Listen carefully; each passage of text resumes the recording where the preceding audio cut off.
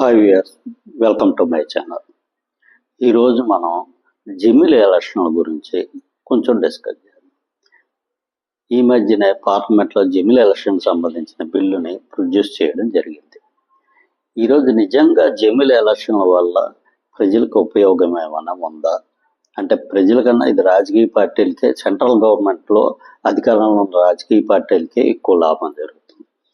అసలు దీనివల్ల వచ్చే బెనిఫిట్ ఏంటంటే, ఒకటే మాట చెప్తారు సెంట్రల్ గవర్నమెంట్ వాళ్ళు, చాలా వరకు కాస్ట్ని మనం రిడ్యూస్ చేసుకోవచ్చని, కాస్ట్ తగ్గించుకోవచ్చని.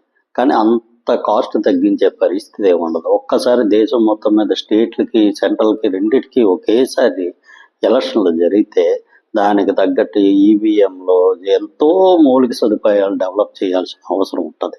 వాటన్నిటికీ డెఫినెట్గా ఖర్చు అవుతుంది.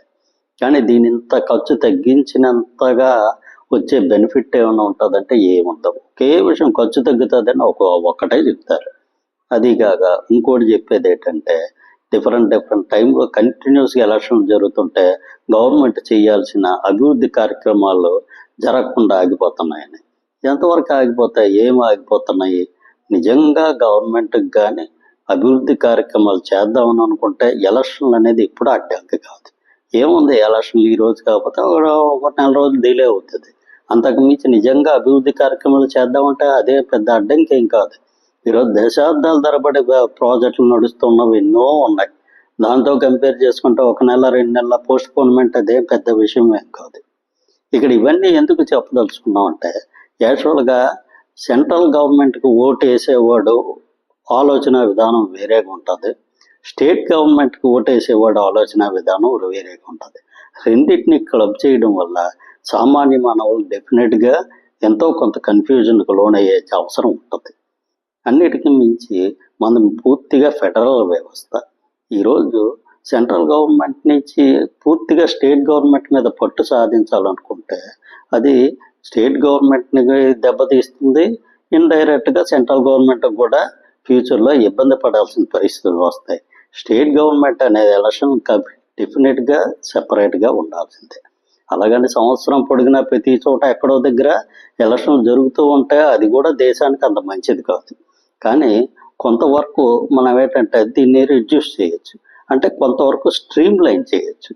ఏవో సంవత్సరం పొడిగిన 5 సంవత్సరాలు ఎక్కడో దగ్గర ఎలక్షన్లు జరుగుతూ ఉంటే అది కూడా ఇబ్బందికరమైన పరిస్థితి. అలా కాకుండా ఒక సంవత్సరం కొన్ని ఇలాగ ఒక స్ట్రీమ్ లైన్ చేసుకొని ఈ ఎలక్షన్లు పెట్టుకుంటే మనకి వ్యవస్థలకి ఎంతవరకు ఉపయోగకరంగా ఉంటుంది అనేది నా ఉద్దేశం. ఈ మధ్య మనం చాలాసార్లు వింటున్నాం, ప్రతిపక్షాలు ఈవీఎంలలో ప్రాబ్లం ఉందని చెప్పి చాలా అభియోగాలు చేస్తున్నాయి. ఇన్ కేసు ఒకవేళ అదే నిజమైతే జమిలీ ఎలక్షన్లో దానివల్ల ఎంతో నష్టం జరుగుతుంది మన దేశానికి. ఈ విషయం కూడా కొంతవరకు జమిలీ ఎలక్షన్లు పెట్టే వాళ్ళు ఆలోచించుకుంటే మంచిదనేది మా ఉద్దేశం. ఈరోజు నిజంగా జమిలీ ఎలక్షన్ వల్ల ప్రజలకు అంత ఉపయోగం ఉందా అంటే, ఇంతకన్నా ఉపయోగకరమైన విషయాలు దేశంలో ఎన్నో ఉన్నాయి. ఎన్నో డెసిషన్లు చాలా కాలం పెట్టకుండా దశాబ్దాలుగా పెండింగ్లో ఉన్నాయి. మనం ఎప్పుడో తయారు చేసుకున్న రాజ్యాంగాలతో ఈరోజు కూడా నడిపిస్తున్నాం. నిజంగా ప్రజలు ఎక్కడ ఇబ్బంది పడుతున్నారో వాటిని గుర్తించి వాటికి సంబంధించిన రాజ్యాంగ సవరణలు చేస్తే ఎంతో బాగుంటుంది. మనం ఈ మధ్యకాలం చాలామందిని చూస్తుంటాం. ఈరోజు కొన్ని మర్డర్లు చేసేవాడు హ్యాపీగా రోడ్ల మీద తిరుగుతుంటాడు. చిన్న దొంగతనం చేసేవాడు సంవత్సరాల తరబడి జైల్లో రిమాండ్ ఖైదీగా ఉంటుంటాడు. ఇలాంటివి ఎందుకు జరుగుతున్నాయి? సామాన్య మానవులకి ఇవేమీ అర్థం కాదు.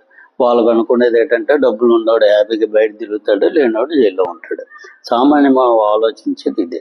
కానీ దీంట్లో ఎంతవరకు నిజం ఉంది? ఇట్లాంటివి ఎందుకు చెప్తాయి? ఇలాంటి విషయాలు ఎన్నో ఉన్నాయి. గవర్నమెంట్ డెసిషన్ తీసుకోవాల్సినవి ఎన్నో, సామాన్య మానవులు చాలా ఇబ్బందులు పడుతున్న ఎన్నో విషయాల మీద మనం డెసిషన్ తీసుకోవాలి. అలాంటివి వదిలేసి ఓన్లీ ఇలాంటివి ఇష్యూల మీద ప్రజలకి ఏం విపరీతమైన బెనిఫిట్ ఏం దీనివల్ల వచ్చేది. కాబట్టి జమిలీ ఎలక్షన్ వరకు కొంతవరకు సెమీ జమిలీ ఎలక్షన్లు పెట్టుకోవడం మంచిది.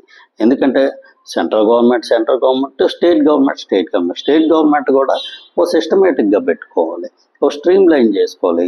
ఈ ఫస్ట్ 2.5 సంవత్సరాల్లో ఓ 10 స్టేట్లు, నెక్స్ట్ 2.5 సంవత్సరాలు ఇంకో 10 స్టేట్లు, ఇలాగ స్ట్రీమ్ లైన్ చేసుకొని ఎలక్షన్లు పెట్టుకుంటే మంచిది. అంతేగాని ఒకేసారి స్టేటు సెంట్రల్ మొత్తం దేశం అంతటికి ఒకేసారి పెట్టడం వల్ల ప్రజల్లో కన్ఫ్యూజన్ జరుగుతుంది. ప్రాపర్గా స్టేట్ గవర్నమెంట్ని ఎన్నుకునే ప్రజలు డెఫినెట్గా వాళ్ళ ఆలోచన విధానాలు వేరేగా ఉంటాయి. వాళ్ళు చాలా కన్ఫ్యూజ్ అయ్యే కన్ఫ్యూజ్ అయ్యే అవకాశం ఎంతైనా ఉంటుంది. కాబట్టి ఈ విషయం గురించి కొంతవరకు ఆలోచిస్తే మంచిదని నా ఉద్దేశం. Thank you.